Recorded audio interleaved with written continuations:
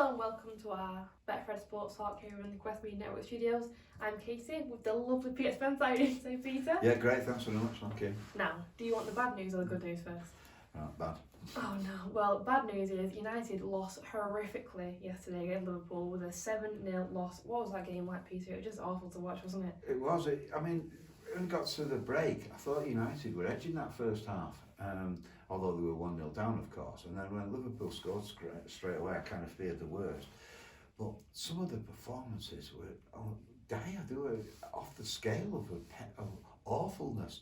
I mean, Fernandes, apparently, and I've got friends who are Liverpool fans, it happens, who were saying that his body language didn't come across particularly well on television, but it was worse when you were there. It was all the time he's waving his arms around. It's everybody's fault with him. It never is. And he's the captain. He needs to get a grip, because if I was Ten Hag, I would certainly drop him for Thursday when they play in the Europa League, because you can't have a Manchester United captain performing like that. It's usually the referee's fault, right? Well, that's a given, isn't it? Then it's his teammates' fault. I mean, this was like Ronaldo-esque. It was ridiculous how he was gesturing to everybody. I mean, it's as if he got the whole world on his shoulders. He wants to concentrate on having his game, because he's not a bad player. And then afterwards, he comes across and he's like representing United, all nice and pie. Oh yeah, we're disappointing, blah blah blah. He wants to concentrate on doing his job for Manchester United. Definitely. As the captain. And he was probably the worst, but there was some shocking performances. Luke Shaw was bad. All the defence was bad, basically, and that includes the keeper. Fred had one of those games. Rashford missed one sitter and one other one, but you kind of expect that. I noticed in the Manchester Evening News today, they're giving the marks out of 10, they give 1 to everybody. You see, I don't agree with that. No. They should have actually gone through it all and said, right, 1 for Fernandes, maybe 3 for Rashford, and worked it out that there was some, not everyone was under par for starters, but some of them were worse than well under par. They were just diabolical. To go down to Liverpool like that, it's embarrassing. You know what I mean? It brought gloom on the city, on the red half anyway. Definitely. It was just absolute joke performance. And the better they get that out of the system, the better it is for everybody. They start that again in the Europa League on Thursday, as I say. Yeah. So in the Super League now, in the Premier League outright, United naturally have drifted after that worst ever defeat against Liverpool for 90 odd years. They're now 33-1 to win the Premier League. I didn't think they were going to win it anyway, but now they're 33-1. Third favourites, 16-1 before that diabolical performance at Anfield. Arsenal are 5-6, City are evens. And for the top 4, it's getting quite interesting now, because Liverpool, on the back of that amazing victory from their point of view, they're now evens for a top 4 finish. That's ahead of Spurs and Newcastle. And United are 1-8. So our traders do think it's something of a glitch, this, and that they will overcome it, and they'll get back into winning form. And looking at that angry, furious face of Ten Hag after the game, I'm pretty sure they will. You're going on some enormous runs for starters. They'll be having sessions with psychiatrists about their attitude on the pitch, because it was an absolute shambles. As a fan that sat at home watching that game, it was like, okay, 3 goals, okay, 4 goals, right. To get to 7 is just crazy, isn't it? The head had just gone for the whole team, I think, and the defence, like I said before, was just not there, was it, at all? Well, these are professional footballers who realise that a 7-0 humiliation is going to affect them for a month, whereas 3-0 at Anfield, well, it's bad, but it's not that bad. Yeah. So they've got to control it and think to themselves, right, we're not going to give any more away. We're going to get beaten here, but we're not going to be humiliated. Yeah. And the fact is, they had 8 chances, 8 shots on target, Liverpool, and they must have scored 7. I mean, it was every time they attacked, they looked like they were going to score. Yeah. I think you had some customers who were doing running bets too, weren't you? So even they couldn't predict it before. Yeah, well, we didn't even have 7-0 in the market. I mean, it was because it would be off the scale. No one would bet on it, so nobody did. But during the game, we had these running bets, and when it was 4-0, it was still 100 to 1 that it gets to 7, and we had several people getting a tenner on that. Because people could see it was running away from United. The heads had gone completely, particularly in the middle of the park and the defence. And then, of course, if their heads have gone, then the forwards aren't going to get the ball, are they?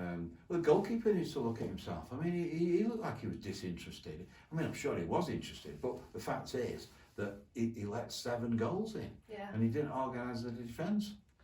I think fans are now in a question, will they even make top 4, you know? To win the Premier League now is not going to happen, but to make top 4, will they even manage that? Yeah, well, I do think they're in for one almighty session with Ten Hag today, basically. And they'll go through every single little bit of that game and show how they were. They didn't turn up. They were overawed with the occasion. It was diabolical. Really, really downer on Sunday night for all the United supporters. Has it affected Liverpool's odds at all in the race to the Premier League?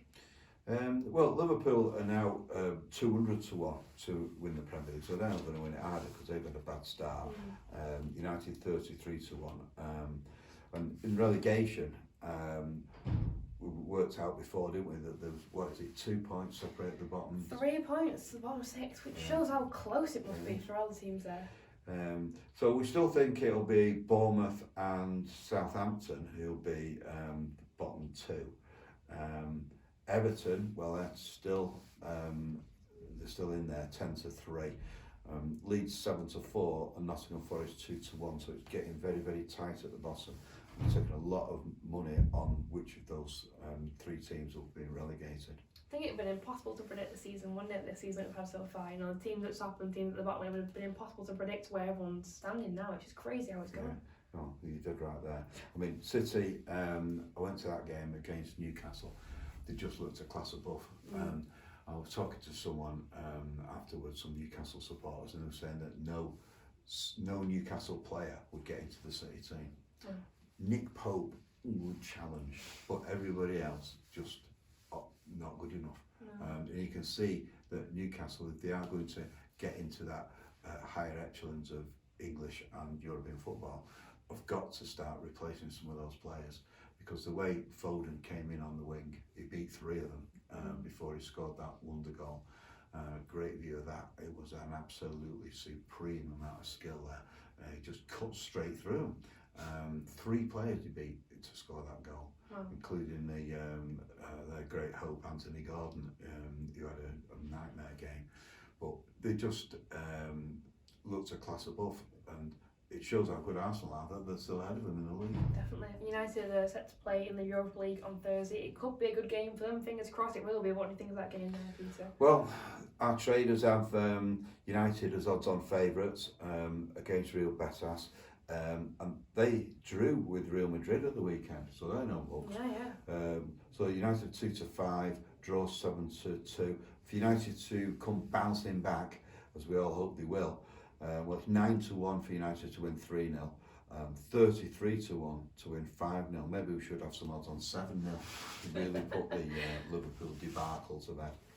And in some Super League news, St Helens were beaten by Leeds, which is actually quite crazy. Again, I couldn't predict that at all. Quite crazy, that, isn't it? Yeah, well, it's been a crazy weekend, hasn't It really has. St Helens, they come back as world champions, playing Leeds at home, a huge homecoming, a party if you like, and then Leeds beat them in the last seconds. It was a drop goal, so it was close, but the fact is they were beaten. And all credit to St Helens, because they could have started questioning the referee because there was a few sort of tasty challenges, but the fact is that they didn't, and I love that. That's the difference between the sports. If that had been a professional football team in the Premier League, it'd be, it's the ref's fault, blah blah blah. They don't question it, they just accept the decision and get on with it. I always find the fans are quite nice, aren't they, in Europa League as well? The fans are actually genuine people that enjoy the sport rather than just shouting heckles in the crowd and stuff. It's nice to see. Well, you do, they have the Magic Weekend and they encourage that to get lots of families to turn up, and they just mingle amongst themselves and have a chat about rugby league, basically. It's nice. And other matters, no doubt, pies. But it's just a friendly atmosphere. Yeah, I mean, they do have a few unsavoury moments, a few coaches get things thrown out all the time and that. But usually it's quite a civil occasion. I did wonder that when Saints returned from Australia, would that affect their performance? You know, they've been playing non-stop in the World Cup Challenge, and will that affect how they are in Super League? And maybe it is going to affect them. We don't know. We'll see. Well, they won at Castleford when they first came back, but then it was this defeat by Leeds, and they played Leeds in the grand final last year. So maybe it was a case of Leeds looking for revenge in that. But we still have St Helens. Betfred have St Helens as the favourites to win the grand final for the 5th time running, 13-8. Wigan 11-4. Warrington, who continue that fantastic start, they're 3 games unbeaten. They're 5-1. Leeds have now been cut to 12-1 on the back of that morale sapping defeat for that they did on St Helens. They're 12-1 now. Wakefield 250-1. Salford have been cut. They're 25-1. They've had an okay start. Yeah, amazing. Thank you very much, Peter. If you do fancy a bet, you can bet online in Betfred stores and via the app as well.